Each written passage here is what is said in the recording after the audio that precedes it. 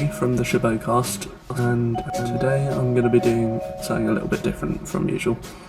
This is the first of a series going through hopefully all of the costume pieces and variations for each Doctor. As always, there is room for human error, so if you found anything that I've missed, do get in touch or comment below.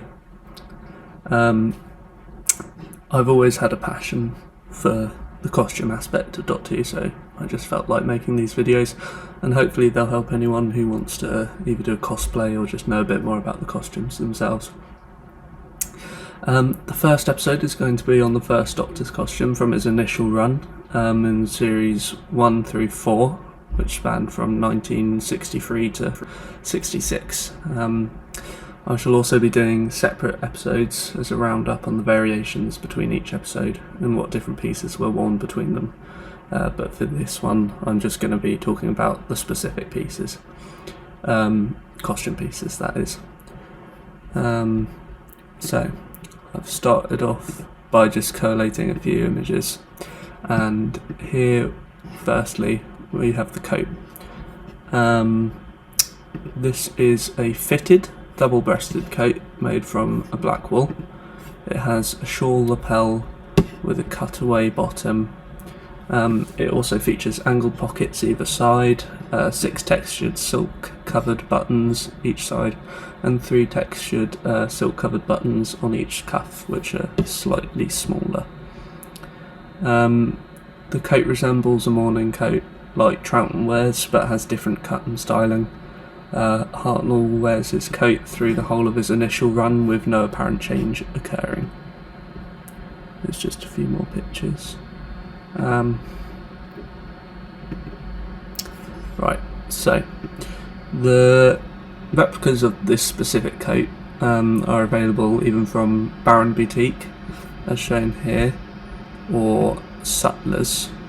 And Sutler's has silk covered buttons, which is accurate, but the Baron Boutique coat has the option to customise the coat where you can add silk covered buttons, and given that the rest of the features, like the slanted pockets, are on the Baron one, I'd opt for the Baron Boutique replica. There is a Cost Daddy replica available, but it's so inaccurate I didn't bother to add it. Next we have the first of 3 waistcoats, 3 main waistcoats in the Hartnell era. It is made from a cream woven fabric, tapestry fabric. It features 4 front pockets and a cream silk back. This can be seen here.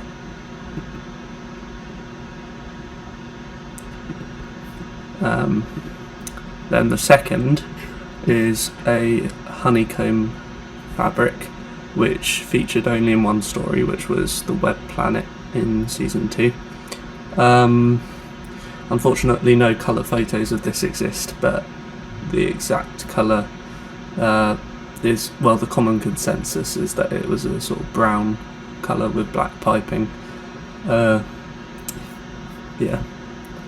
Then the third waistcoat, which is the Mark II, as I call it, of the first one, was very similar to the first waistcoat, but made from a fabric with a cruder weave pattern, and looks like what would be stitching to create the black dotted lines.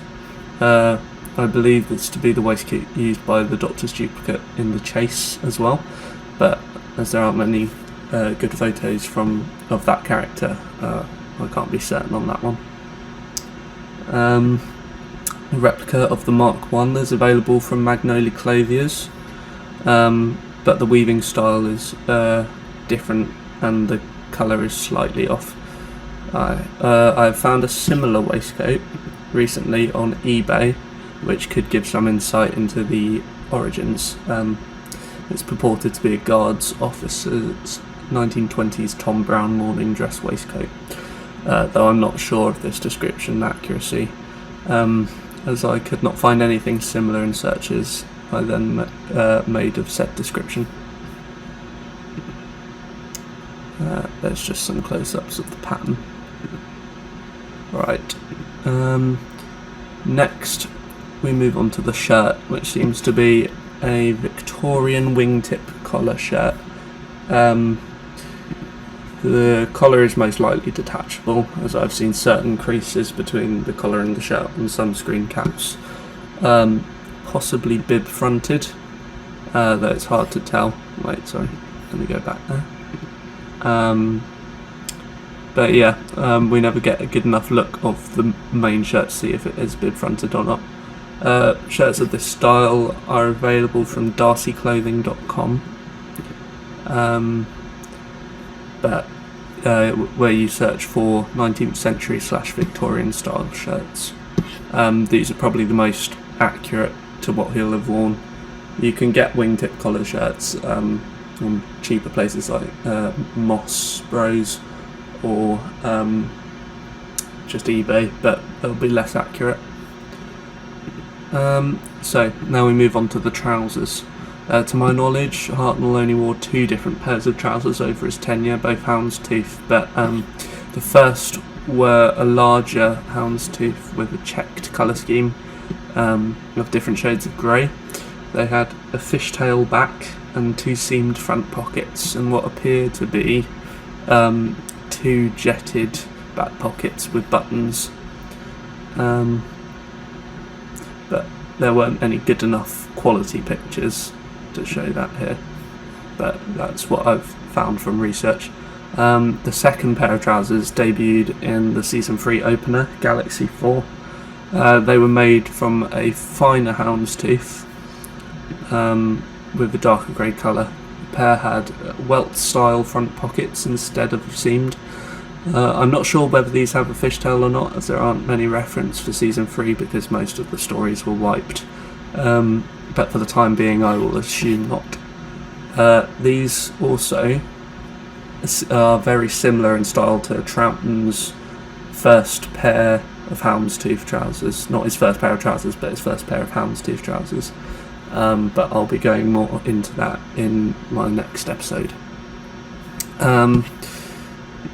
Many options are available, but not many that are accurate. Depop will easily give you some houndstooth trousers, more so than eBay, and maybe some checked ones if you're lucky, but to get checked ones with a big enough houndstooth pattern is another hurdle, and it's near impossible to get ones with a fishtail. So if you're fussed about screen accuracy, TaylorMade would probably be the easiest option. There's a few Doctor Who cosplay tailors out there. Magnoli and Baron both take commissions, as do Costaddy, though not sure of the quality of Costaddy. But if you want screen accurate and more than that, like something that's made with a lot of care and love, then I'd say Steve Rick's work is impeccable and can't be faulted.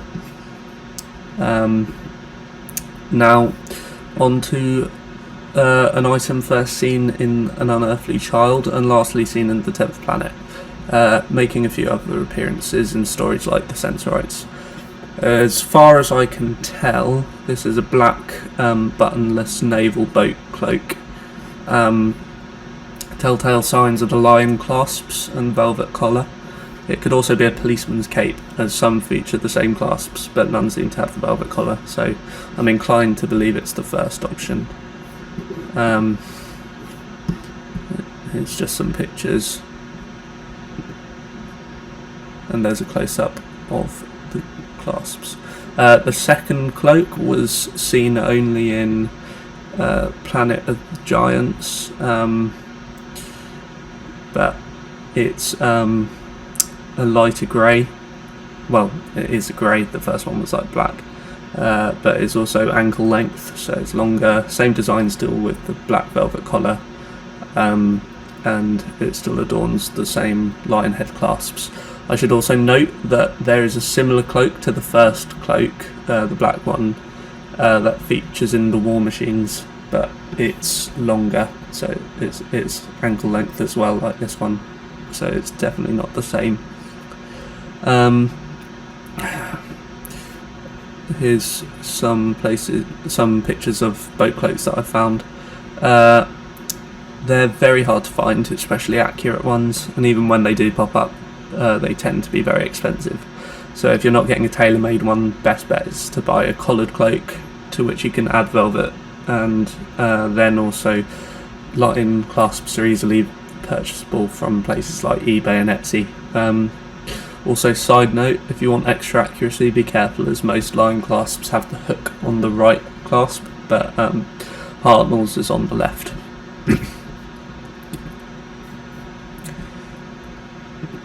Now we get onto the first of two scarves. This one appears in An Unearthly Child. This is the one on the right. It is striped in various colours. Reds, greys and browns tend to be the usual consensus, but there's not many colour, well, I don't think there's any colour pictures from that story, correct me if I'm wrong. But yeah, scarves like these aren't too hard to find. I myself found a fairly accurate replica on Next, however I since looked back and they're no longer available. Lavazzi make the makers of official BBC licensed costume pieces do a non-Doctor Who related scarf which is weirdly similar in design, so that would be a good bet to get.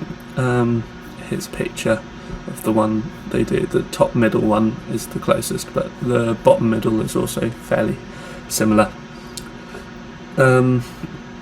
Now we get on to the boots. Initially I thought Hartnell's footwear was just like a pair of semi-brogues with spats, but upon further inspection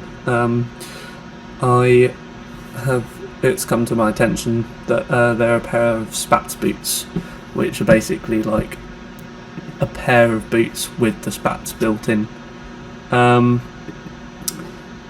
They are ridiculously expensive, so if you don't have £500 in the bank that you're prepared to spend on a pair of boots for a cosplay, then I'd probably suggest doing what I did and get a pair of semi-brogues, because they have the strap along the toe cap which is similar in style to the spats boots, and then just a pair of spats.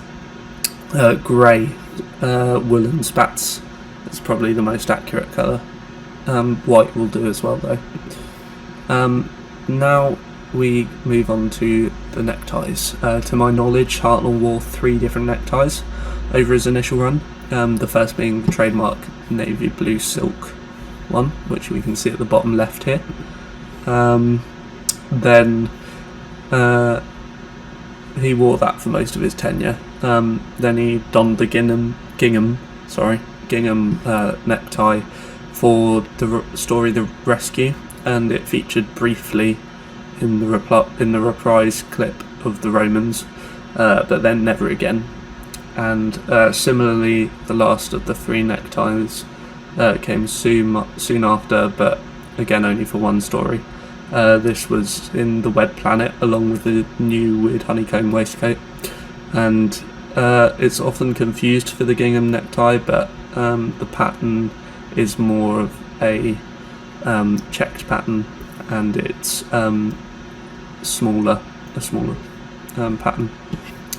Various neckties are available through stores such as eBay and Etsy. That's probably easier to just look for a ribbon of the same pattern and cut it to size.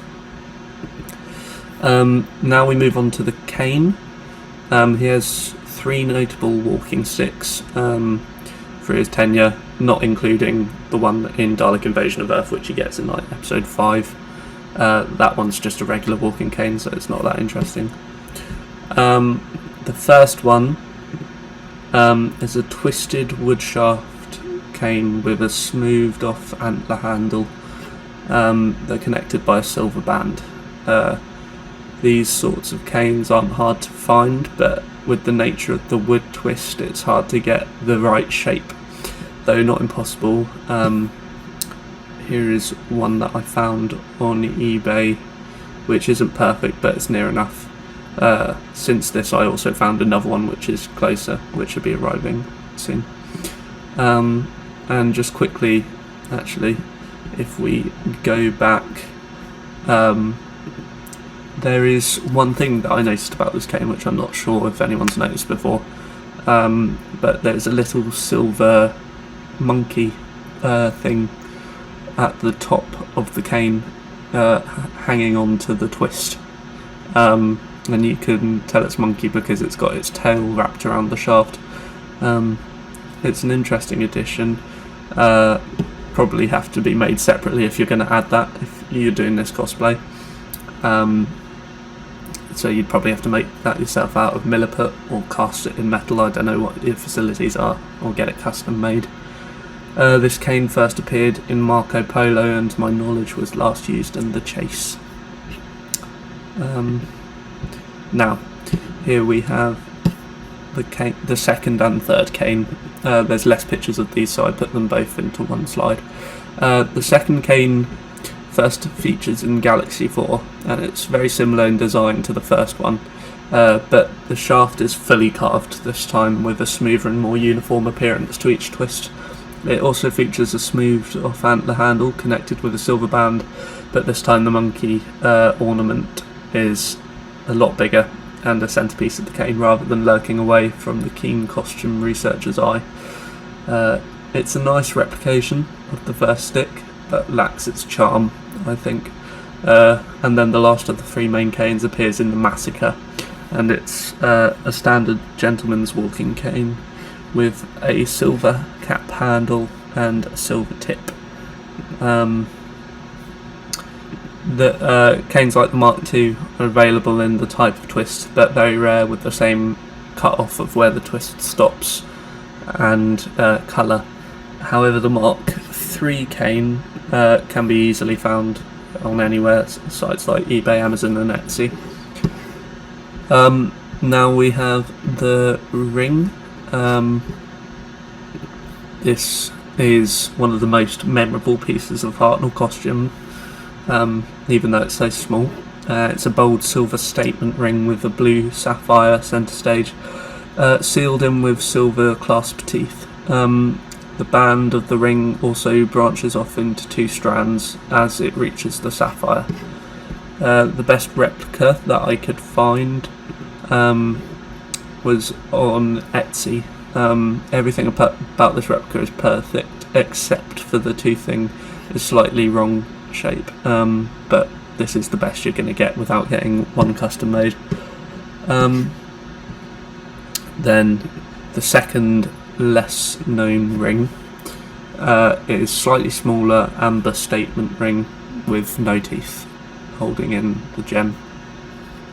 These are easily available on eBay, so there should be no struggle there. This is worn on the pinky of the left hand, and the sapphire one is worn in the middle finger of the right hand. Now, the braces, and I know it's getting into some mad level of obscurity, but I'm quite obsessive about the costume, so thought I'd do every part of it.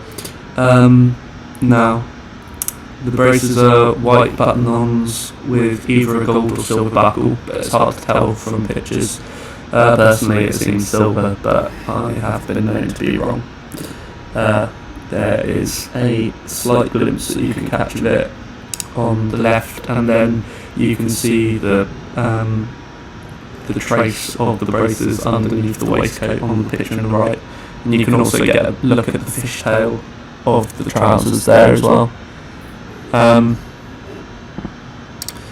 Then here is some of the similar style that you can get from places like Etsy and stuff. Now we move on to the monocle. It's a simple antique gold-plated monocle, but be sure to get one featuring the two eye rest bands, as can be seen here. These are available in places like eBay, but they come up quite rarely, but never seem to be too expensive. Now, lastly, we have hatwear.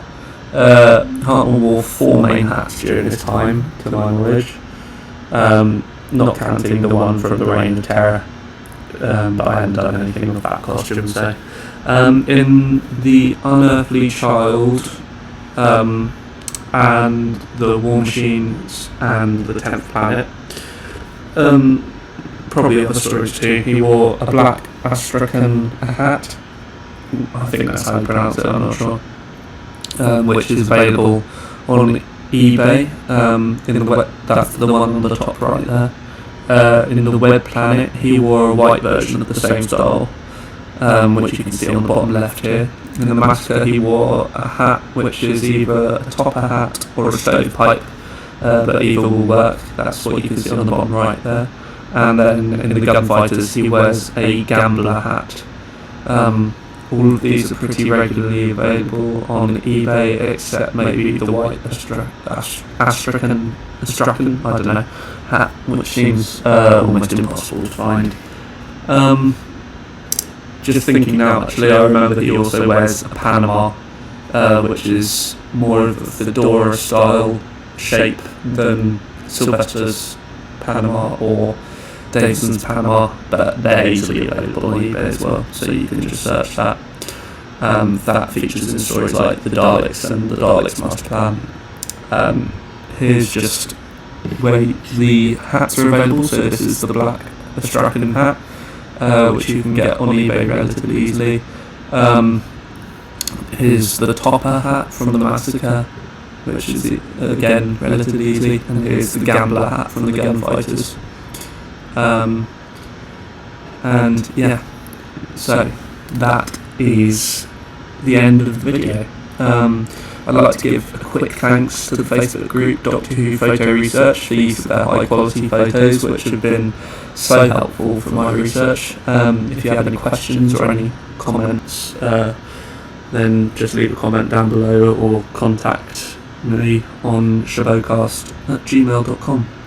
I hope you've enjoyed this video, and I shall be doing more videos covering the history of the classic Doctor's costumes soon. So, until the next time, please like, comment and subscribe, and I will see you next time. Cheers.